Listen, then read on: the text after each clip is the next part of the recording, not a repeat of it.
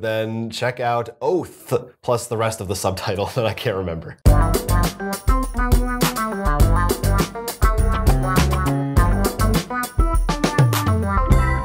It's the week of January 13th, 2020, and the big guns are out. Join us as we take a look at these titans on Kickstarter for our Roll for Crit Kickstarter Pickstarter. Starting off with our biggest gun of the week, it's Return to Dark Tower from Restoration Games. This is the remake of the old Dark Tower game from back in the day. It brings all that gameplay back with brand new implementation with an app. So there's a digital component as well as a large three-dimensional tower that is electronic and moves and turns and throws things out at you. And most of the gameplay reworked as well. This is being worked on by Rob Davio as well as Isaac Childress of Gloomhaven, so big team behind this one. It's a massive game, it's cooperative, you're moving around a board trying to save the land, take on quests, using the app to solve those quests as well as to fight enemies to determine how well you're going to do, what they're going to do against you. Meanwhile, the tower is going to be shooting skulls out at you, and if you get too many of those skulls, you'll get corruption and lose. And everyone has their own individual characters, you're getting upgrades as you go. There's a whole lot going on in this one. This is one that I got the chance to demo. If you didn't see my impressions of it from a, early build, it was interesting seeing this one because in the video they actually show what the app will look like. I got to see it in a very rough state. Looks much nicer and more polished with art now. One would hope. Yeah, right. You'd want that to be a thing. This game is $125, and that's not including, you could also add on, there's an expansion that includes more characters and more advanced rule sets as well. And then there's some like fancier components you can get. Like I think there may be some metal coins. It's like deluxe stuff. Deluxe stuff. But 125 is just going to get you that base. It is a big game, and it looks like maybe it's more advanced than I had realized. I think the average play time was something around 2 hours. So 4 for us. Yeah, so 4 for us. But I don't know. It's a big price. It's a big price. It is, but this is sort of an old legend almost coming back, just like Fireball Island. Right. And I mean, game-wise for Fireball, like the big issue was the box, which they've already said they're not making that mistake again. Mm-hmm.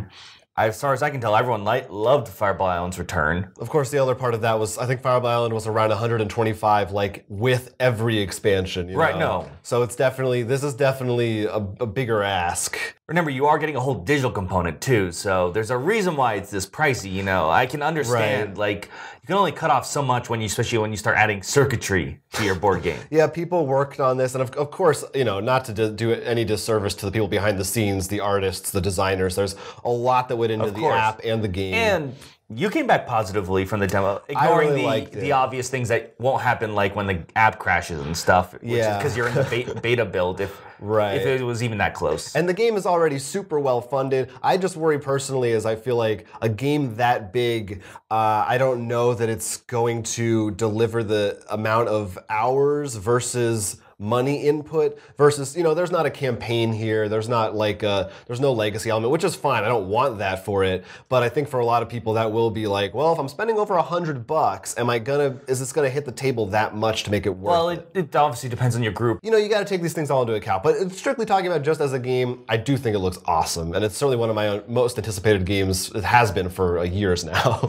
Let us know your thoughts on this. This is definitely a game that is worth talking about, and it is coming from one of our favorite studios. Next up from Colossal Games, we have Almanac, The Dragon Road. This is an interesting game. You're all merchants, and it's a worker placement, but it's like playing a bunch of mini worker placement games. The way it works is that there is the Almanac, the book, and you will turn to different pages depending on what happens in the previous page. And the way each page works, it's sort of like the mini worker game where you place workers, and then you'll bid to see who gets to choose where the next page goes. Of course, there are event decks because, you gotta have event decks in a game. And they can have bad encounters that could be combat related or good encounters that give you supplies. The idea of actually traveling to different pages and choosing choosing the path, as well as upgrading your caravan along the way with this worker placement is very interesting, because a lot of worker placements that I've seen usually have this issue where you really know what spots are always the one you want to go for, but when it changes each round, you don't know what's going to go on. Such a clever idea. That sounds really cool. Yeah, I mean, I hope that I didn't look at this one. I hope that there's enough content. The book is big enough that... I mean, the book looked pretty big from the video that I saw. If it's called an Almanac... I did not look at the page number. I can't remember if they've listed that or not. $50 and take a look-see. Leader Games is back with their next game, Oath, Chronicles of Empire and Exile. This is from the same designer as Root, so, you know, one of our favorite games of the year it came out, as well as probably ever. This is a very different game, however, although the art style is similar kind of cute little animal forest type of thing, similar kind of wooden components look very nice. In this game, one player is the Chancellor, and the other players are all exiles. So the Chancellor currently has control of the kingdom, and the exiles want control of it. Now, there are two ways that you can win this game. You'll be moving throughout different areas on a board which is made up of cards, and some of those cards have different abilities, effects. You can move around, draw cards, play cards, attack each other for control of those territories. One of the ways you can win is by victory points. So at a certain point, you'll actually start rolling a die each round, and depending on what number rolls, the game may end. Ooh. And if the Chancellor has the most victory points at that time, or anyone else, they win. But the exiles have the option to get these other cards, which I believe they're called visions, and those are sort of like optional secondary win conditions. And they, if they can trigger one of those before the game ends, will win instead. And then yes, them alone. There's always just one winner.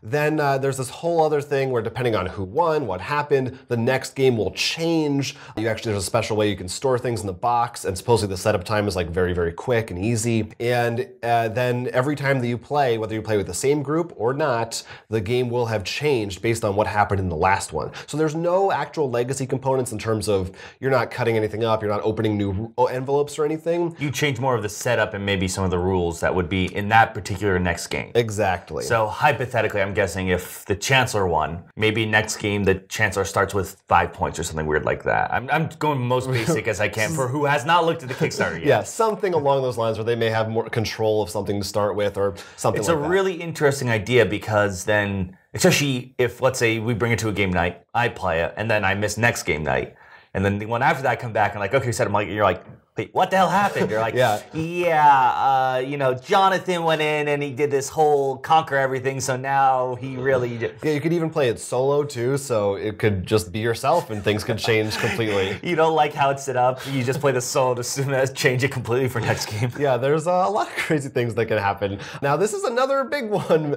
A lot of big ones this week. Hey, we use Big Guns and Titans in the opening for a reason. Yeah, this is $90 for this one, which is cheaper than Return to Dark Tower. It doesn't have any kind of electronic components involved, but it is a lot of pieces, a lot of nice, finely crafted pieces, and from a great designer that we really respect. So if you can get the price up for this one too, then check out Oath. Master of Night from Ares Games will have you take on a family of vampires, so to speak, and you will try to work together to take over the city you've just arrived in. This is a cooperative game for 1 to 6 players, and your goal is to run around the city in order to do the Blood Moon Ritual, I believe it was called, correct, if I remember correctly, before the Inquisition kills you or you're discovered. The way the game will work actually is there's day and night phases, and of course events happen during the day, and as your vampires, they're not good because, you know, daytime. So your goal is to try to move around, gather minions, maybe kill Inquisition members in order to get more blood and energy, and can get control of different areas, and finally grouping up all together to get enough minions to sacrifice. This looks like a really fun sort of cooperative game, especially with the way the city is laid out. It could change a little bit, so it's not always the same strategy. And of course, it's nice to have a solo mode as well. Yeah, it sounds like the day-night cycle sounds cool. Also, I like that it's co-op. Usually it seems like you're just fighting vampires, or one player's a vampire. Well, yeah, with other vampire masquerades, they're all competing against each other in families. Right. You're one family, you're buddies, I guess. They're vampire buddies. I know vampires, you know, that maybe, I'm sure some people are tired of them at this point, but I like to see sometimes some different twist on the lore. Well, I think we're solely tired because almost 90%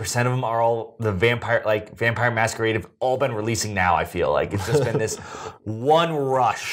Yeah, well, not that that's too bad. Plus all, just in general media, of course, you know, I mean, Dracula, and Twilight and all that stuff. But Nonetheless, I like them. This is, I think, our cheapest one for this video.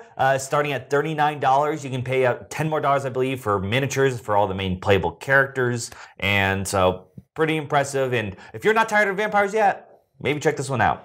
Arcane Wonders has a new entry in their Dice Tower Essentials line. It's called Foundations of Rome. In this game, you have a collection of buildings that are represented by little miniatures of different shapes and sizes, and you're trying to build them on Rome to build it the best that you can, where you can, to get points. Some of them will have population, there'll be residential buildings, and you'll get points based on how many people you have there, or some of them may give you points based on what they're next to. You want them next to certain types of buildings, etc. The catch is you can't just build wherever you want, you have to own that property first. So there will be a number of deeds available for sale, and on your turn you will have to spend money to purchase those deeds, and they'll correlate to different sections of the game board. So it's going to be completely blank at the beginning, but then as you go you'll be filling things in. But you might have, for instance, a square-shaped building which requires you to have 4 plots of land in a square shape together, and maybe you had 3 and someone else takes the corner, and now you have to change your plan, something like that. Seemed like a pretty simple game. That was pretty much it. You're paying, you get buildings, you place them where you want them to go. But that is an interesting twist. Like, I'm thinking of some of the other buildings like Suburbia, it's just trying to get the it's your own right. thing, yeah. But this adds the whole fun of getting the properties too. Yeah, it kind of reminded me of how Chinatown works a little bit, only there's no trading aspect or negotiation or anything. It's solely about you. There's also a mode where you can draft at the beginning, so you'll start with certain plots of land, so that can also change your strategy up. Everybody's really liked it from the reviews and stuff were really positive. Of course, why would they put negative ones on their Kickstarter page? But you can do the math on that one. I only put the negative ones. This is a Kickstarter exclusive for $99, but they said they have a retailer pledge, so you may find it at some stores, but they're not going through normal retail channels. At least that's what they've said for now. So if you really want this game, you might want to make sure you jump on it. Yeah, I mean, I'm sure you could probably bet that, like you said, some stores. Maybe you might see some at conventions, but because of that Kickstarter exclusive, unless you're walking very quickly through the doors in the morning. Probably going to sell out fast. Yeah, I'm guessing it's just because of the size and the cost of it that they don't think it's too feasible for retail. Take a look if you think you're interested. It's called Foundations of Rome. White Wizard Games is back with another Star Realms Kickstarter, this time the Star Realms Deluxe Nova Collection. If you don't know, Star Realms is a deck building game where you can either play a solo mode, depending on what expansions you have, or against each other, sort of trying to whittle down each other's life. In essence, that's how the game works. There's different factions, and of course, there's been a lot of expansions since then, and this comes with a bunch of them, including the Promo Pack 1, the Gambit Set Crisis, Bases and Battleships, Events, Heroes, Fleets, Fortresses, and the Cosmic Gambit Set, as well as, of course, the base with starting cards. And this one will fit up to 6 players. I know a lot of the older White Wizards came in more smaller boxes, so you can buy boxes for whatever you needed. I mean, this was a game that we did enjoy. It's one of our definitely on the earliest side of games added to our collection. And it is nice to maybe have a box that could do all the stuff. This comes with a nice board and stuff too. If you do want more, I'm sure there's more than that, obviously. There's promos and other stuff. This is a White Wizard game Kickstarter. If you've never seen any of these before, which maybe makes sense because this is a good jumping off point. They usually sell all the other stuff that at least reasonable outside maybe those single promos. You can find in other places. For a deck building game, it was a lot of fun. It's not bad to just have this big box for 6 players. Yeah, Star Wars was definitely a fun game. There's so many expansions at this point that I don't think I tried, so it might be like a different game. Yeah, no, I'm the one who was trying to, and especially those promo cards, like, do I have this and how many do I need? So maybe it'd be really nice if they included in the box, like, here's a checklist. Do you think this is something that has much interest for people who are already Star Realms players, or is this really more of you want to start your collection anew because it's so much recycled content? I don't know, because part of it is I bought for 4 players. And this has for 6, which is really nice, and some extra little things. All the cards of foil is not my thing. Honestly, I think probably because of Magic, foil cards to me is more of a bummer than a bonus. Especially now they can curl really easily. Yeah.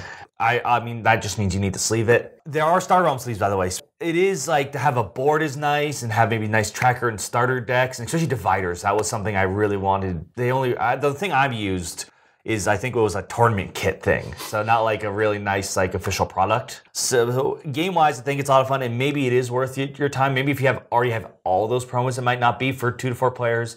If you don't, or maybe you only have for 2, this will give you that extra push so you can fit more people at the table.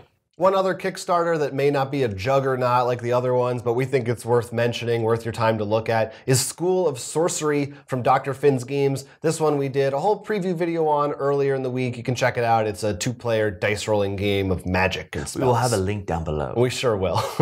Yeah, and let us know, of course, what you want to see. Yeah, I mean, almost all these big companies, these are not indie companies, all release their Kickstarters at once. They are not being shy about it. They're like, Christmas is over, New Year, let's go. Give us your money. So we heard you got money for Christmas.